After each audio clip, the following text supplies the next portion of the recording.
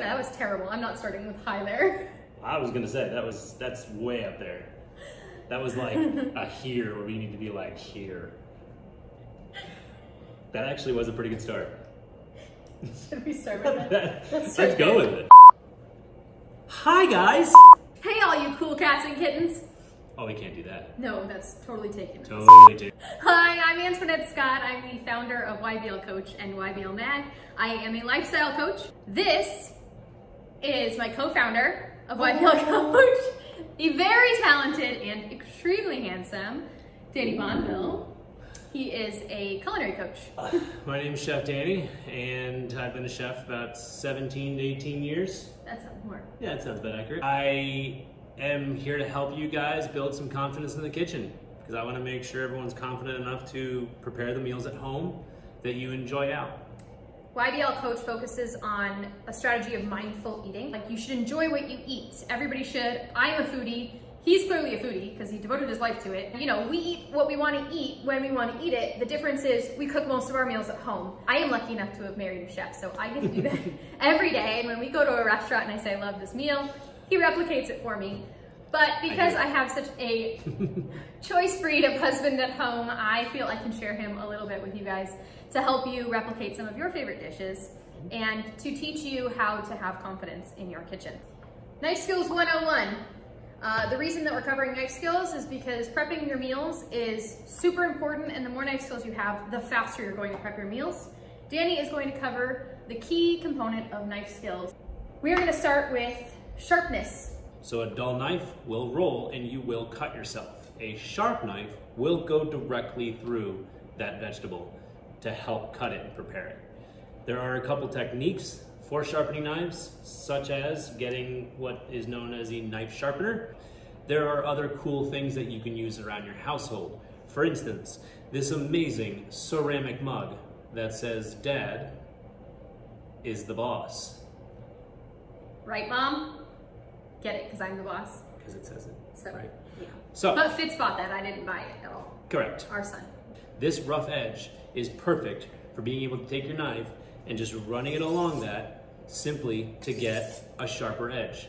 You do not need to put pressure on it. You do not need to do it often, but it does provide a sharper edge and cleans the edge up for you to be able to prep your food with. Speaking of doing it often versus not doing it often, that was mildly sexual.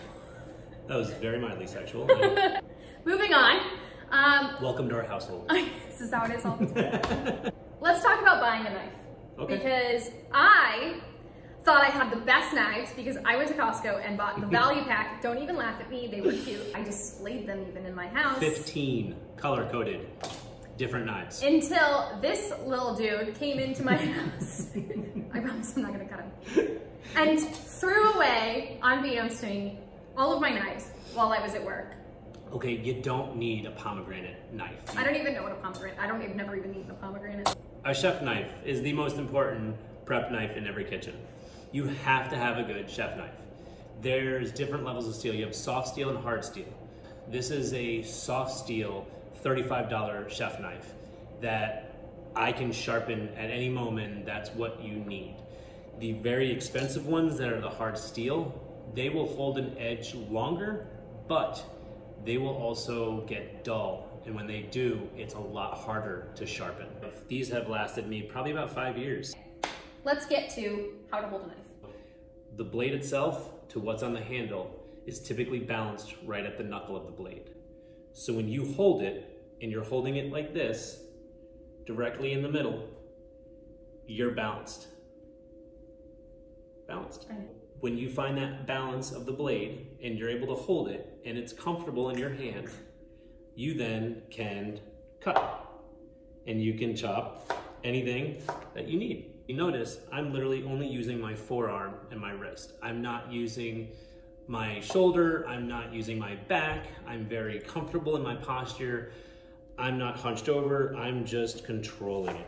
Let's talk about what your non-dominant or up till now completely useless hand should be doing. So there's two things your hand could be doing. One is gently saying how much you love your wife and putting your hand on her back. Which he could do because he can cut this thing blindfolded with one hand. I can, actually. This is what's going to hold firmly whatever you're cutting. And so when you're holding it like this, I use the claw method, and everyone talks about the claw, and basically it is that right there. The claw. It's like I'm holding a tennis ball, and I'm putting it right there, and then the knife goes right up against the knuckle and goes straight down.